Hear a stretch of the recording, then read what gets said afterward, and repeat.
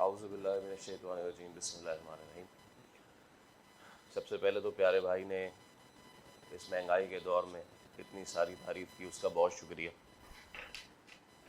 क्योंकि मैंने जब अपने प्यारे भाई को पहला इब्तिदाइया भेजा था वो सिर्फ 3 लाइन्स का था, आपको याद होगा। और फिर उन्होंने इसरार किया कि नहीं जी, आपने जो भी पढ़ा वो सारा भेजें। मैं हमेशा से मुख्तसर इसलिए तारुफ़ रखता हूँ क्योंकि कई ऐसी नशिस्तों पे जाने का इत्तेफाक हुआ, कई ऐसे सेशंस में जाने का इत्तेफाक हुआ जहाँ पे इब्तिदाइया इतना बड़ा होता है, लेकिन जब गुफ्तगू का आगाज़ होता है तो आगाज़ कब होता है और अंजाम कब हुआ इसका अंदाज़ा ही नहीं होता। इसलिए मैं ज़्यादा इस पे बिलीव करता हूँ कि जो यहाँ से गुफ्तगू हो वो कारगर साबित हो, ना कि इब्तिदाइया। ये पहली बार नहीं आया हूँ मैं, दूसरी मरतबा आने का इत्तेफाक हुआ। पहली बार मुझे बताया कि कैंपस 1 में हम आए थे और काफ़ी साल हो गए उसको। मैं ये बात सोशल मीडिया प्लेटफॉर्म्स पे भी करता हूँ। इससे पहले कि हम अपनी जो मेन बात है उसका आगाज़ करें, मैं सोशल मीडिया पे भी करता हूँ, अहबाब की महफिल है उसमें भी करता हूँ कि एक वो तबका जो हमारा पुल के उस पार रहता है, उसने इस पार रहने वालों को एक सिंबलाइज कर दिया है, एक रंग दे दिया है। तो उनको भी यहाँ ला के दिखाने की ज़रूरत है कि कितनी ज़्यादा एडवांस तरीके से आप तमाम तर उलूम को दुनियावी भी और दीनवी भी लेकर चल रहे हैं। ये बड़ी ज़रूरत है, वक्त की आम ज़रूरत है, लेकिन हम अपने अपने पिंजरों में कैद होके और एक दूसरे पर सिर्फ तनकीद करते हैं। खैर इन बातों का तो आगाज़ हम करते हैं। अब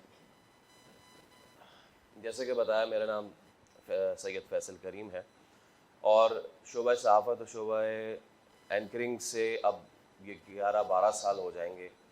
और जिस वक्त मैं आया था, मैं जामिया कराची के आखिरी साल में था। और ये बताने का मकसद ये है कि हम में से कई अफराद ये सोचते हैं कि यार ये इसमें जाते कैसे हैं, ये जो अभी डब्बा है और अब तो डब्बे से निकल के बात इस तक आ गई है, तो ये इसमें कैसे होता है, जाते कैसे हैं, इसमें चीज़ें क्या दरकार होती हैं, वो इंसान की क्या क्वालिटी दरकार होती है कि आप एक दिन सड़क पे चल रहे हो और आपको कोई बोला, अरे वाह भाई आप तो आइए बैठिए, आइए ख़बरें पढ़ना शुरू कीजिए। तो ये इस तरह बिल्कुल नहीं होता और हर चीज़ की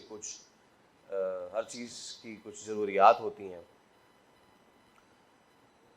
मैं हमेशा से मानता हूँ कि जिस तरह अब ये भाई गिम्बल से अपना ये रोटेट कर रहे हैं, या फिर ये मेरे सामने कैमरा लगा है, हमारे सामने भी इसी तरह ये कैमरा लगा हुआ होता है और इससे बात कर रहे होते हैं। हम इससे बात नहीं कर रहे होते, ये तो एक बेजान चीज़ है, ये एक बेजान चीज़ है, इससे क्या बात करना।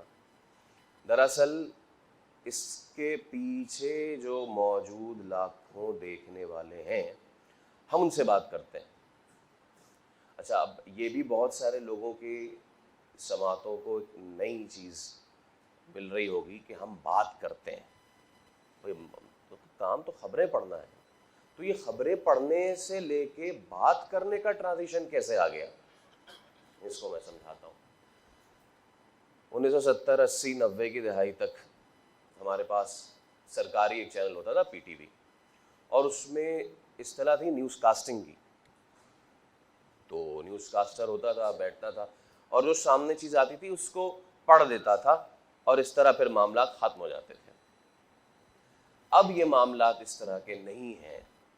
2000 के बाद जब बहुत सारा प्राइवेट मीडिया का एक बम्बार्टमेंट हुई पाकिस्तान में, उसके बाद से प्राइवेट मीडिया में न्यूज़ एंकरिंग का आगाज़ हुआ। हमारे वैसे भी हम माशाल्लाह से पूरी दुनिया से 20 साल तो पीछे हैं ही, तो हर मामले में, हर शोबे में।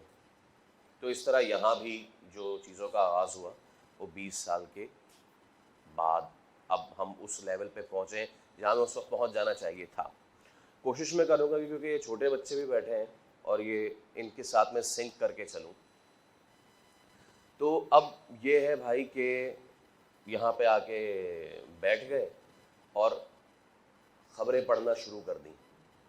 अब इसमें बड़ा वक्त लगा कि ये पहचानने में कि अब सिर्फ आपको जो घर पे लोग बैठे हैं वो सिर्फ जो हुकूमती पर्चा आता है वो सुनने के लिए नहीं बैठे हुए हैं, बल्कि उस पर्चे में छुपे झूठ को बेनकाब करने के लिए वो सुनने के लिए बैठे हैं। उसमें जो मज़ीद आपसे पोशीदा चीज़ें की हुई हैं उनको अनर्थ करके आप उन तक पहुंचाएंगे। इसको एंकरिंग कहते हैं। इतनी सिंपल सी डेफिनेशन है भाई। बस जो खबर है पहले सीधी सीधे पढ़ ली जाती थी, अब उसको तासुर दिया जाता है। क्यों? क्योंकि अभी जो मैं आपसे गुफ्तगू कर रहा हूँ, अगर मैं ऐसे सीधा सीधा खड़े होकर ऐसे स्ट्रेट बिल्कुल यूँ करता रहूँ, गुफ्तगू ख़त्म हो जाए, मैं चला जाऊँ, तो आप कहेंगे कि यार आपने किसको बुला लिया था।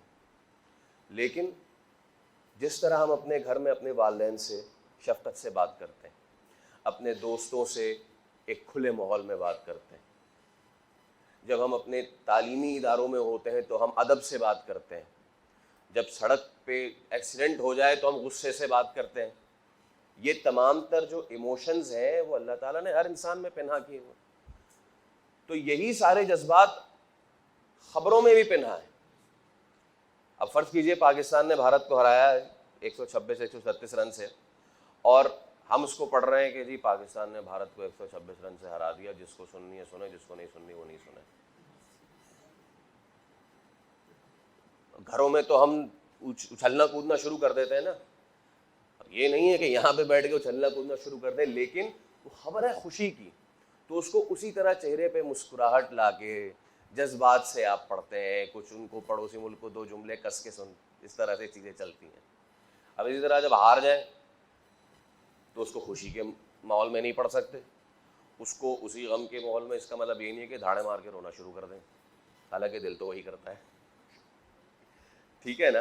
तो ये वो चंद चीज़ें हैं कि जिसका ख्याल रखना है, लेकिन ये कितनी बेसिक चीज़ है लेकिन नहीं रखते इसका ख्याल। क्यों नहीं रखते? इसलिए नहीं रखते क्योंकि यहाँ आते ही वहाँ बैठ के सब कुछ सही होता है, यहाँ आते ही ऐसा लगता है कि सामने रूह फना होने वाली है, अब तो मैं गया। कितने लोगों के साथ ऐसा होता होगा कि जब वो बेचारे प्रेजेंटेशन देने जाते हैं, और आपके याद रखिएगा सच्चे दोस्त ही वही हैं जो आपकी प्रेजेंटेशन पीछे बैठ के ख़राब करें। वो आपको एक्चुअली कॉन्फिडेंस दे रहे हैं कि अगर आप एक बड़े प्लेटफॉर्म पे जाएं और पीछे से आपको कोई हू हा कर रहा हो तो आप उसको नेगलेक्ट करके अपनी चीज़ को बढ़ाते रहें। और ये चीज़ कहाँ से आती है? सारी चीज़ें, एक्सप्रेशन, खबर का तासुर और ये सब, ये आती है एतमाद से। अब यार ये एतमाद किस बला का नाम है? बड़े लोग आप सुनेंगे, कभी किसी इंटरव्यू में चले जाए, आप में कॉन्फिडेंस की कमी है। आप यूनिवर्सिटी में हो, कोई प्रेजेंट, आप टीचर कह रहा है कॉन्फिडेंस की कमी है। हमारे माशरे का मसला ये है कि हमें बीमारी तो हर राह चलता बताता है, यार छोटे रह गए, तुम्हारी हाइट छोटी रह गई, इतने लंबे हो गए भाई, का मतलब तुम बहुत मोटे हो रहे हो, तुम इतने पतले हो गए, कुछ खाया करो। बीमारी सब बता देंगे आपको, उस बीमारी का इलाज कोई नहीं बताएगा। आप में यार एतमाद की कमी है, तो पलट के कोई पूछ ले तो अच्छा जी कैसे ठीक करूं, उसमें एतमाद की कमी झलक जाएगी। ये एतमाद क्या है? ये कॉन्फिडेंस क्या है?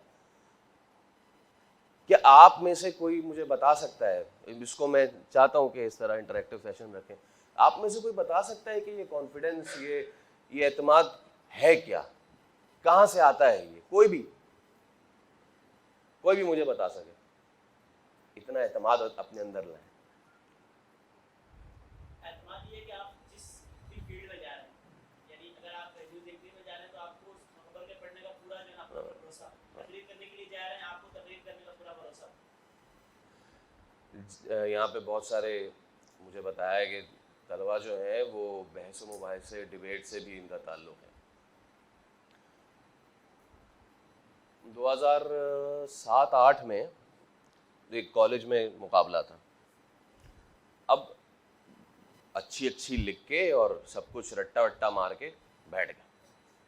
हालांकि जितने डिबेटर्स हैं उनसे मेरी ये रिक्वेस्ट है मुअद्दबाना कि जो कोई कंपटीशन आए और उसकी जो भी करारदाद हो या मौजू, कभी उसका रट्टा नहीं लगाइएगा। वो जो आपका नज़रिया है उसको ख़त्म करेगा। खैर ये तो आगे चल के इस पर बात करेंगे।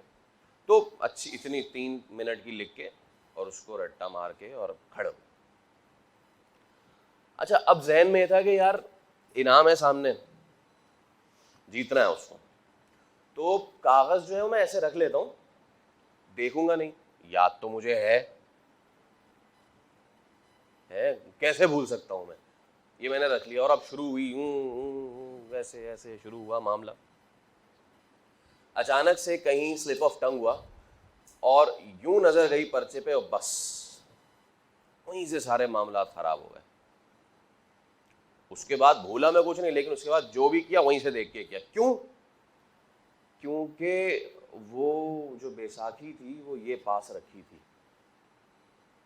और उसके बाद तो फिर मुझे एक मेरे बहुत मोहतरम उस्ताद, जो उस वक्त अगर मैसर ना आते तो शायद यहाँ नहीं होता मैं, शायद वो आए भी हैं, आबिद अली उमंग, उन्होंने कहा कि यार सब कुछ ठीक है, ये बैसाखियाँ फेंक दो, एक बार हारोगे, 2 बार हारोगे, तीसरी बार नहीं हारोगे। अल्लाह का शुक्र ऐसा कि वो तीसरी बार कभी आया ही नहीं ज़िंदगी में। क्यों? क्योंकि फिर उसको नज़रिया बना लिया। पहले मुबाहिसे को अपना नज़रिया बना लिया, फिर डेक्लेमेशंस को अपना नज़रिया बनाया, और उसके बाद होते होते न्यूज़ एंकरिंग और फिर सहाफ़त को अपना नज़रिया बनाया। आज जब आप लोग देखते हैं कोई बड़ी चीज़ हो जाती है और 7-7, 8-8 घंटे की बराह रास्त ट्रांसमिशन चलती है, बराह रास्त, और ये जो सामने प्रॉम्प्टर होता है वो तो सिर्फ खबरें पढ़ने के लिए होता है भाई, 1 घंटे के लिए। उसके बाद अगले 7-8 घंटे आप अपने ऊपर हैं। तो वो 7-8 घंटे यकीन माने बहुत बड़े बड़े लोग फेल हो जाते हैं, और वो सिर्फ अल्लाह की रज़ा से, अल्लाह के हुक्म से, अल्लाह के करम से हम इसलिए कर पाते हैं कि वो सीख जो है डिबेट वाली उसने बहुत फ़ायदा दिया है। और मुझे बहुत अच्छा लगा ये आप लोगों ने ये जो कॉम्बिनेशन बनाया है, ये डिबेट वाले तलबा बैठे हुए हैं, सहाफ़त भी बैठी हुई है। इनको मैं नत्थी हमेशा करता हूँ, क्योंकि पाकिस्तान में आप जितने बड़े बड़े इस वक्त सहाफ़ी देखें जो ऑन स्क्रीन बैठे हुए हैं, सबको अब सबसे इख्तलाफ हो सकता है नज़रियाती, और अच्छी बात है, नज़र रखना चाहिए एहतराम के साथ। आमिर लियाकत से लेके आज तक जितने भी बड़े बड़े नाम स्क्रीन पे बैठे, वो सब अपने ज़माने तालिब इल्मी में अच्छे डिबेटर रहे हैं।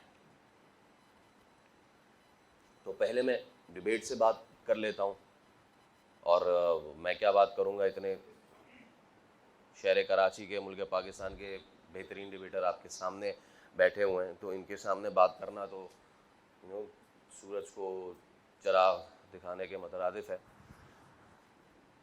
जब भी आप ये बहस मुबाहिसे के लिए जाएं, कोई भी कंपटीशन आए,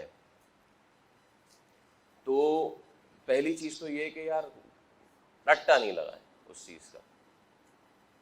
एक तो चीज़ ये, अगर कोई मुबाहिसा है, उसकी कोई करारदाद आई है, और उस करारदाद के अल्फाज जो हैं उनको आप पहले पढ़ें। एक हमारे यहाँ ये भी बड़ा होता है स्टूडेंट लाइफ में, या तो मुखालफत कर ले, मैं इसकी हिमायत कर लूँगा, बस ऐसे ही चल जाएगा काम, और ऐसे ही चलाते हम जीतने के लिए। लेकिन एक बहुत अहम चीज़ ये है कि अगर कोई करारदाद आई है तो उसमें आप सोचते क्या हैं पहले, कि हाँ यही ठीक है। जिस तरह करारदाद है कि निज़ाम सियासत पुरानी हो चुकी, तो क्या आप सोचते हैं कि हाँ निज़ाम सियासत पुरानी हो चुकी है, या आप सोचते हैं कि नहीं निज़ाम सियासत पुरानी नहीं हुई? दो ही रुख होते हैं। जब आप बैठ जाएं, सोच लें कि जी आपका दिल किस तरफ जाता है, फिर उसके बाद सर्कल बना के और उसमें दलाइल और रद्द दलाइल का आप आगाज़ करें। किताबों से पढ़ें, अखबारात से पढ़ें, और फिर जाके कंटेंट जिसको आप कहते हैं मवाद, वो जमा होता है। अब जब आपने उस करारदाद की रूह को जान लिया,